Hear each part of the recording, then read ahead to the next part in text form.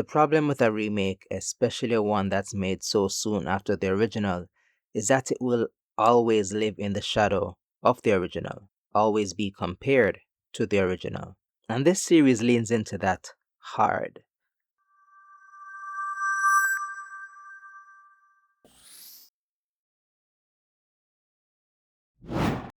I'm just going to say it up front. I'm not a fan of the Netflix live action Avatar The Last Airbender series. I only watch it really for the sake of nostalgia and to see the choices the producers made. I'm not saying it's bad, it's just not great.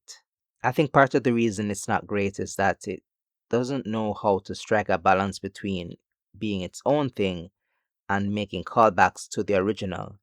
It makes changes to the plot and to the characters that has made many fans quite upset, saying that this adaptation doesn't understand the characters and such. I don't really mind if there are changes to the characters, honestly. It would make sense to have the adaptation be exactly the same, or what would be the point of making it, you know? As long as it makes sense for this version of the characters, I'm generally fine. At the same time, though, there are changes that are just not justified. There are plot decisions in the live action that really only serve as references to the original animated show but don't work for the story itself. For this video, I'm going to use 3 examples to illustrate this point. The first is actually the last. After Azula strikes Aang with lightning, Katara heals him with spiritually enriched water from the North Pole. The live-action version copies the animated version, having her place the water on his back. This, however, does not make any sense to me. In the original, Azula strikes him in the back, meaning that Katara chooses the entry point of the wound to heal him. In the remake, though, Azula strikes him in the chest. Since Aang is lying on his back, Katara already has access to his chest. So why does she have to make the effort to lift him in order to heal him? When you're making a remake, you don't have to reproduce scenes shot for shot. And when you do, there has to be a reason. I don't think, hey, this looks like what you watched and loved before is a good reason. In making this decision, they pulled me out of where I was supposed to be, in the moment, experiencing the emotional weight of Team Avatar potentially losing Aang, of the world potentially losing the Avatar forever. Instead, all I was thinking was, you guys are trying too hard.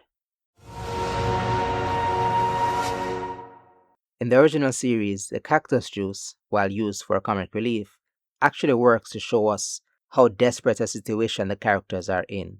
Sokka is so thirsty that he throws caution to the desert wind and takes a swig of liquid from a strange cactus.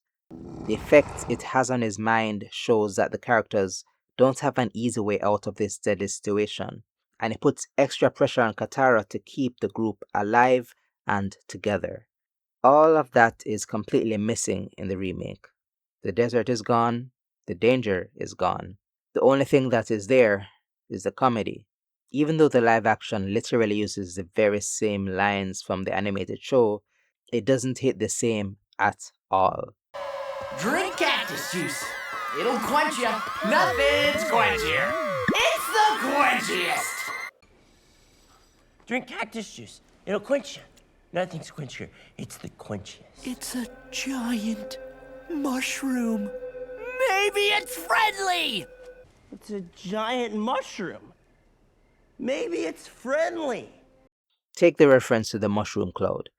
In the original, the cloud is a visible manifestation of Aang's explosive anger at the loss of his sky bison.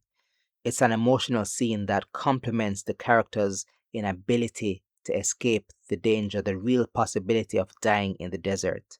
While Sokka's response is, again, comic relief, even that helps to show how desperate the situation is. He can't think clearly, can't come up with ideas, can't help Aang or anyone else. In the live action, though, it's just a joke. The cactus juice is introduced as a party, and it's not even clear why Sokka drinks it despite the clear warning beforehand of its effect on the brain. There's no real tension in this scene. It's just callback. And then the painted lady. I was actually intrigued when I saw they had changed the lore behind this spirit. In the original, she is a river spirit, revered by a village in the Fire Nation. Katara donning the disguise and choosing to do good for those people who are negatively affected by their own army calls attention to the fact that war hurts not just the enemy, but often even the very people that the army is ostensibly protecting. It shows Katara's kindness in helping people from the Fire Nation, even though she is part of the war to stop the Fire Nation. In the remake, though, we learn the Painted Lady lore from an Earth Kingdom refugee, and Katara uses the Painted Lady disguise mostly to help Earth Kingdom refugees. Although Katara fights alongside the Blue Spirit to protect Fire Nation deserters in Ba Sing Se, it doesn't have the same lesson or even a comparable lesson. Again, in the original, the Painted Lady disguise serves to protect Katara from people who are ostensibly her enemy, people who might attack her if they know who she is. So it makes sense that she would choose to protect herself by taking on the persona of a being that the locals trust. When I saw her disguise in the remake, though, I felt like it was unnecessary. She's basically a welcome presence in Ba Sing Se. I don't think there is much need for such an elaborate disguise. A simple mask and some fog would do. Thematically, it does make some sense that the Blue Spirit and Painted Lady would be featured in the same episode. Like Katara, Zuko disguises himself in the original because he is in enemy territory, and they both disguise themselves as spirits. The Painted Lady, though, just doesn't feel like much more than an allusion to the original show. A remake should stand on its own. That's probably something the Disney remakes need to learn too, but that's another video. While a remake will always be compared to the original, it's important to make choices that don't pull you away from the new story you're writing. It should be its own experience with its own internal logic that works even without trying to remind the audience of the original. And that is one way this live action remake fails. Thanks for watching, and thanks for getting me to 1000 subscribers. That's huge. Please like, subscribe, comment, and share. My Patreon is still small, but if you want to support me, that's a great way to do so. Ivan Kenkwame, and I'll see you next time.